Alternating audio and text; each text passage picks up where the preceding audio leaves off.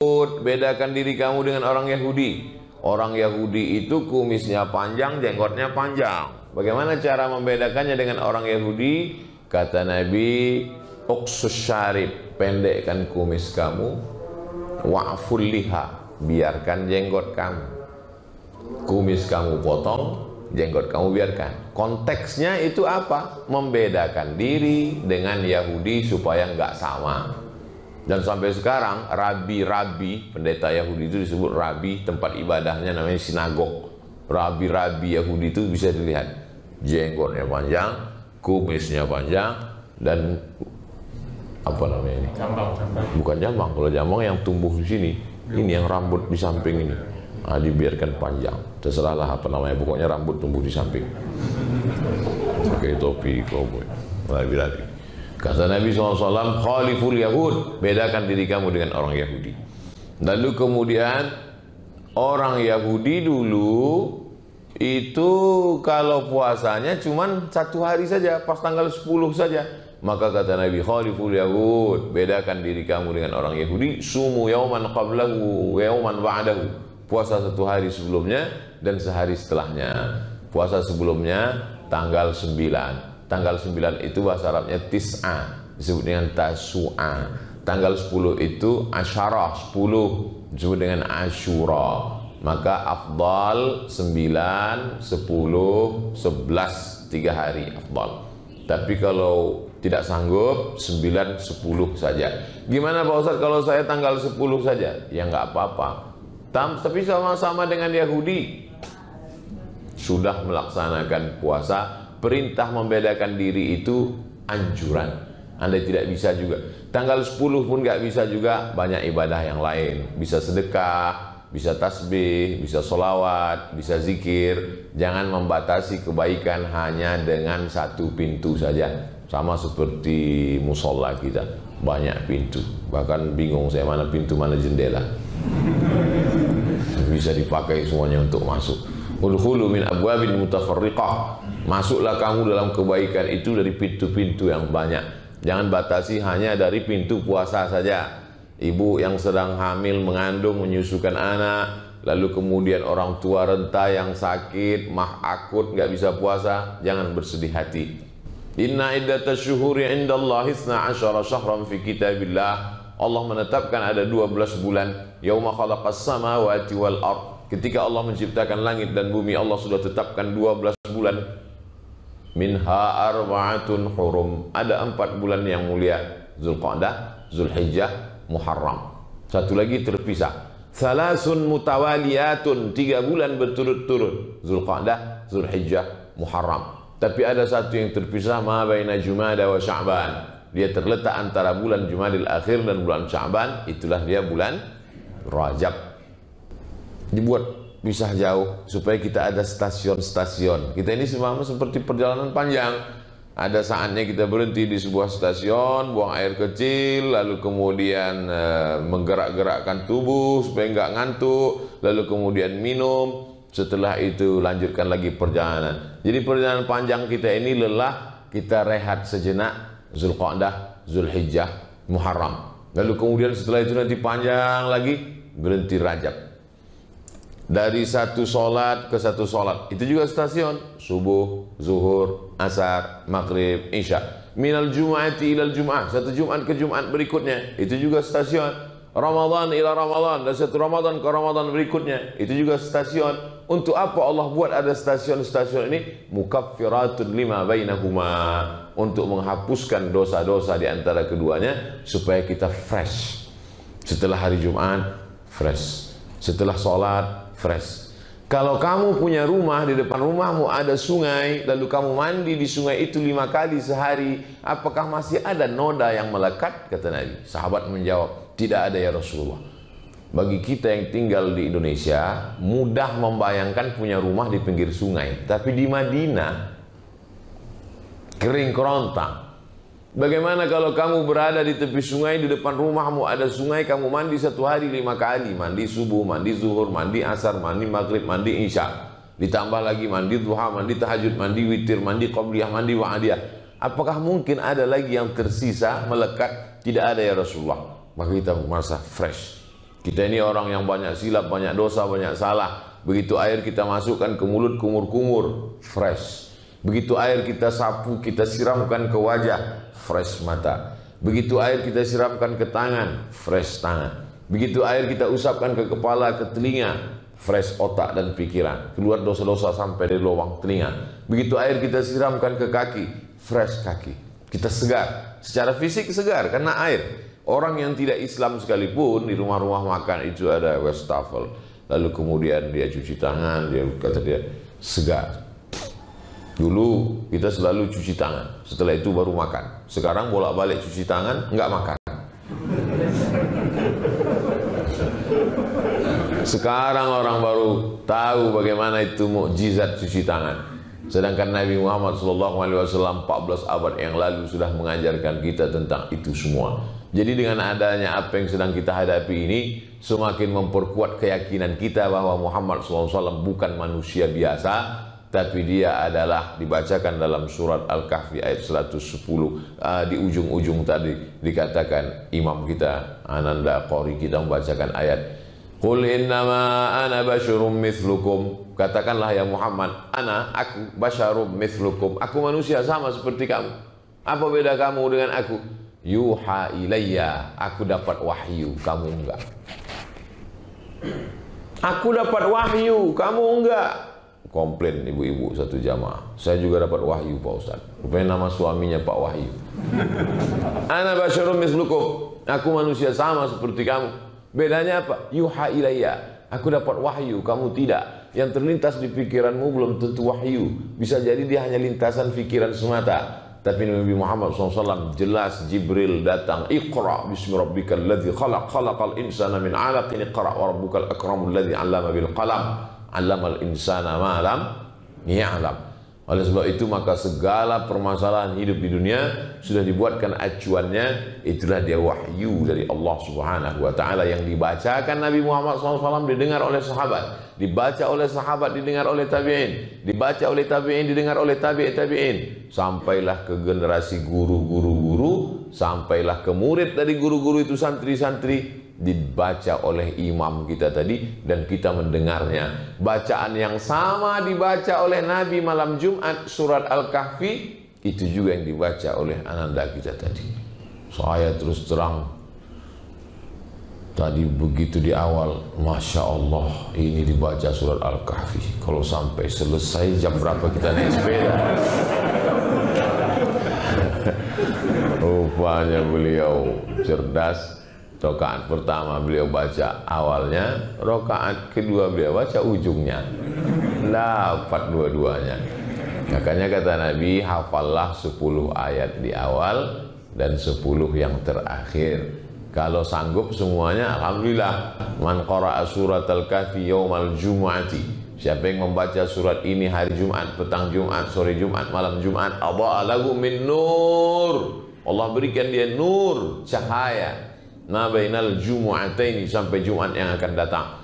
Ini dari Jumat hari ini tanggal 9 Muharram menuju Jumat berikutnya, kita tidak tahu entah apa yang akan terjadi. Gelap. Orang kalau sudah berjalan di dalam gelap bisa nabrak. Orang tua sangat dikhawatirkan berjalan di gelap, ujung kakinya kena tembok, takut stroke, takut sakit.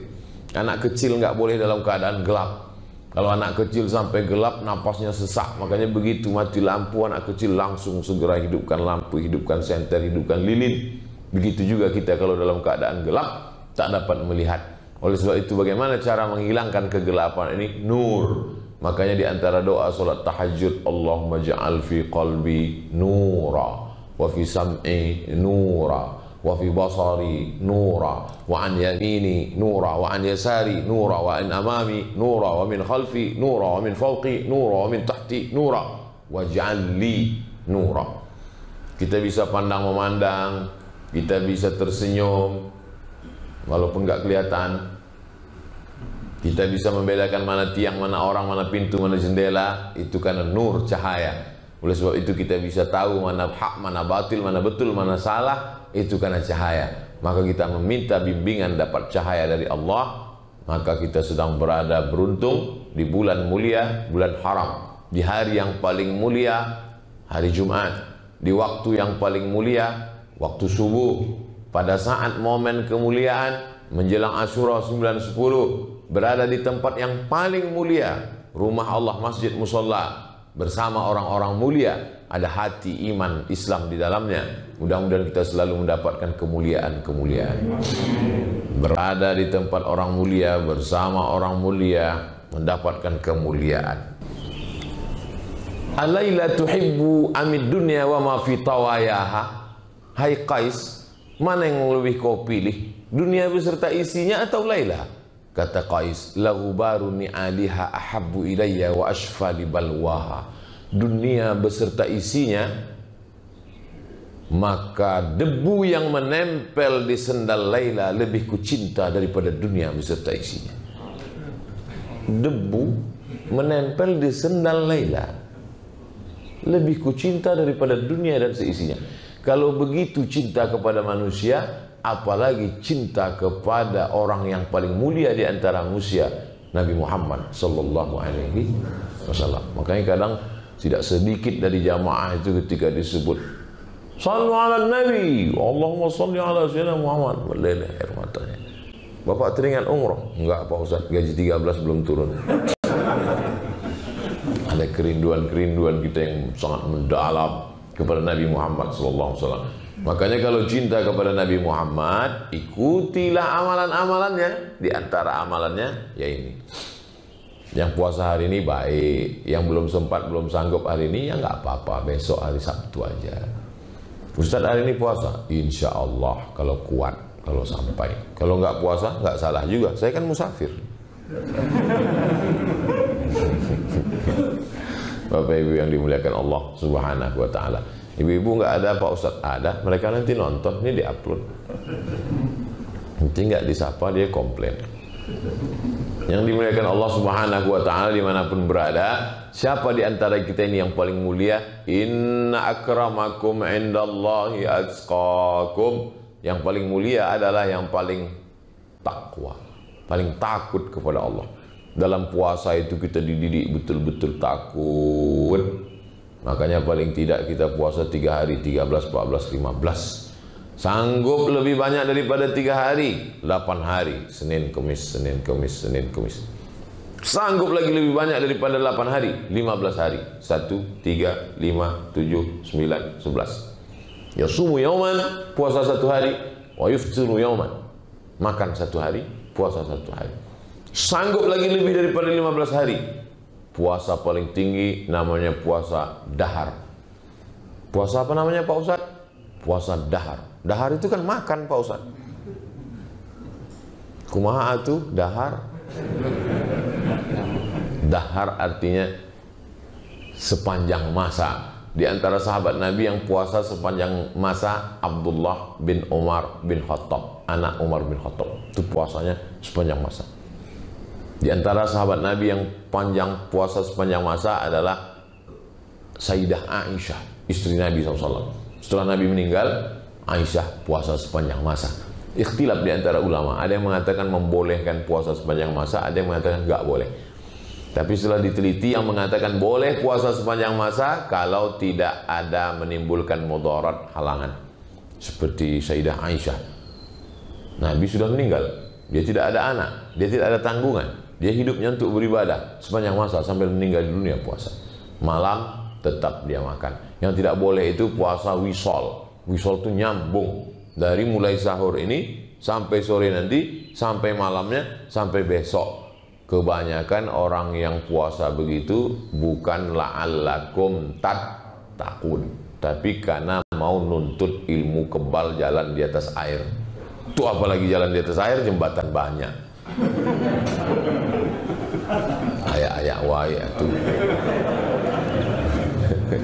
Oleh sebab itu kita ini adalah agama yang mengajarkan rasionalitas. Kita berpikir itu untuk apa? Kalau hanya untuk kegaguman orang, banyak cara lain supaya orang kagum.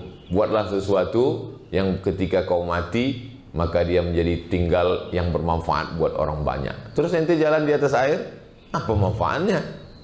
Selesai, habis, tamat. Oleh sebab itu maka dalam Islam kita diajarkan, buatlah sesuatu yang kira-kira bermanfaat buat orang banyak. Siapa yang paling berguna dalam hidup ini? Anfa'uhum linnas, yang paling bermanfaat buat orang banyak. Ana wa kafilul yatim kahataini fil jannah. Aku dengan orang yang menyantuni anak yatim seperti ini nanti di dalam surga. Seperti ini kata Nabi. Lalu kemudian Nabi menunjukkan dua jari, as-sabbabatu, telunjuk, wal wusta, wa farraja bainahuma, dia jarangkan antara keduanya. Sejarang-jarang-jarangnya paling jauh segini. Begitulah jarak kita dengan Nabi Muhammad SAW. Mudah-mudahan kita dekat jaraknya seperti ini dengan Nabi Muhammad SAW. Mana bisa Pak Ustadz, kita seramai ini mau dekat begini, sesuai sedekahnya masing-masing. Kalau 2000 ya segini lah, 2000. Skala seperti di peta itu, skala 3 km. Itu skala. Tapi kalau orang-orang yang bersedekah membangun 100 masjid, itu di Sulawesi ada orang kaya bangun 100 masjid. Kemarin saya ketemu lagi di Medan, Ustaz doakan tanah saya laku, insya Allah Pak Haji, saya punya program bangun 99 masjid Pak Ustaz, membangun pondok pesantren gratis. Saya pergi lagi di Kalimantan, itu dia punya 1.700 anak yatim, itu 3 tahun yang lalu. 1 bulan saya dibawa ke dapur melihat telur ayam hampir 1 kontainer, tukang masak 20. Wah, ya ngelihatnya aja kenyang. Jadi makan. Saya tanya, ini biaya makannya berapa sebulan Pak Haji? 800 Pak Ustaz. 800 apa? 800 juta. Yang nanggung berapa orang Pak? Hehehe, saya sendiri. Gitu. Luar biasa. Masya Allah. Inilah yang orang dekat dengan anak yatim. Kita ya sadar-sadar aja lah. Tapi kita mesti punya cita-cita yang luar biasa. Nah, bulan-bulan Muharram, bulan mulia, ini juga bulan mendekatkan diri kepada Allah Subhanahu wa Ta'ala. Bulan yang lain kita dekat, tapi khusus di bulan sama seperti bapak ibu sayang kepada anaknya. Tapi pada saat ada momen-momen penting, sesuatu hari-hari mengenang mereka, itu lebih sayang lagi. Pada hari pembagian rapor, itu masih, zaman sekarang anak-anak masih ada pembagian rapor. Mana tahu semuanya online kan? Sekarang online. Ujian online, rapor online, ilmu pun online. Mati laptop, hilang ilmu. Mati HP, lost contact. Oleh sebab itu maka ini adalah kebaikan-kebaikan. Mudah-mudahan kita senantiasa istiqomah dalam jalan la ilaha illallah Muhammadur Rasulullah sallallahu alaihi wasallam. Di akhir majlis mari kita berdoa kepada Allah. Ala hazihi niyah al-Fatihah. Bedakan diri kamu dengan orang Yahudi. Orang Yahudi itu